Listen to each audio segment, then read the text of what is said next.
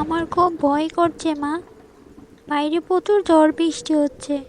আমাদের ঘরটা আবার ভেঙে যাবে না তো? ভয় পাস না মা, আমরা তো আছি। তাছাড়া মনে মনে আল্লাহকে ডাকো, যেন এই বর্ষাটা আমরা ভালোভাবে পার করতে পারি। ঠিক তখনই দরজায় অনেকবার টোকা দেওয়ার আওয়াজ হয়। রহিম ও সালমা বেশ অবাক হয়। এত রাতে আবার কে এলো? কারো কোনো বিপদ হলো না তো? তুমি আগে দরজাটা খুলে তো দেখো কে এলো।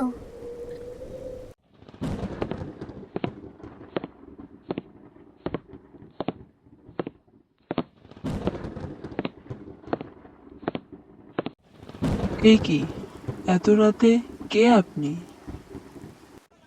আমি শহরে থাকি বাবা। এই ঝড় বৃষ্টির মধ্যে আমার গাড়িটা নষ্ট হয়ে গেছে। আজকে রাতে যদি আশ্রয় দিতে। কিন্তু আমাদের নিজেদেরই তো থাকার কষ্ট, তাছাড়া ঘরে তেমন খাবারও নেই। থাক গিন্নি, উনি যেহেতু বিপদে পড়েছে, আমাদের তাকে সাহায্য করা উচিত। এটা আমাদের দায়িত্ব।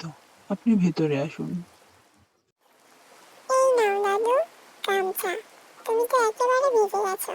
ভিজে শরীরে থাকলে তোমার তো অসুখ হবে। তুমি তো অনেক লক্ষ্মী মেয়ে দেখছি। তুমি অনেক বড় হবে। ধন্যবাদ তোমাকে। এই নিন চাচা, এই সামান্য একটু খাবারই ঘরে ছিল, এইটুকুই আপনি খেয়ে নিন। খেয়ে এই খাটটার ওপর শুয়ে পড়ুন। এই খাবারের কোনো প্রয়োজন ছিল না মা। তোমরা যে আমাকে আশ্রয় দিয়েছো, এটাই আমার কাছে অনেক কিছু।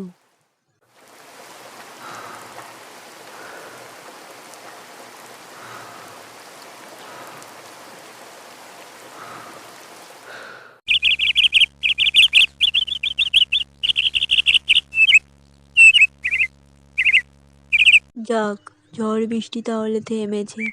কাল রাতে আমাকে আশ্রয় দেওয়ার জন্য তোমাদের ধন্যবাদ। আজ তবে আমি আসি।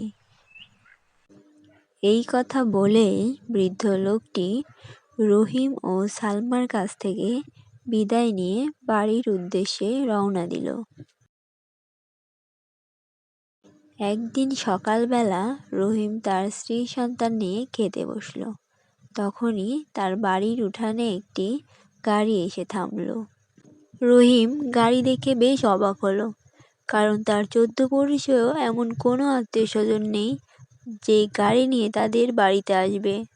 তারপর গাড়ি থেকে যে নামলো তাকে দেখে রহিম বেশ অবাক হলো, কারণ সেই লোকটিই ছিল ঝড়ের দিনে আশ্রয় দেওয়া সেই বৃদ্ধ। এ কি চাচা, আপনি হঠাৎ আমাদের বাড়িতে?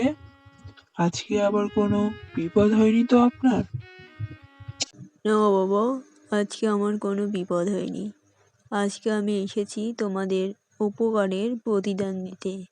আমি তোমাদের সাহায্য করতে চাই, যদি তোমরা কিছু মনে না করো। কিন্তু আমি দুঃখিত চাচা, কারণ আমি প্রতিদানের আশায় আপনাকে উপকার করিনি। তবে আপনি যদি আমাকে কোনো কাজের ব্যবস্থা করে দিতে পারেন, তাহলে আমার খুব উপকার হতো। তোমার ব্যবহারে আমি সেদিন বুঝেছি তুমি অত্যন্ত সৎ ব্যক্তি। এই নাও, এই ঠিকানায় তুমি আগামীকাল চলে যেও। আমি তোমাকে একটি কাজের ব্যবস্থা করে দেব। আপনাকে অনেক ধন্যবাদ চাচা, এই উপকারটা আমাকে করার জন্য। এই গল্প থেকে আমরা এটাই শিখলাম যে তুমি যদি কাউকে উপকার করো, তাহলে সৃষ্টিকর্তা তোমাকে সেটা কোনো না একদিন ফিরিয়েই দেবে। লাইক, কমেন্ট, শেয়ার আর ভালো লাগলে সাবস্ক্রাইব করতে ভুলো না কিন্তু।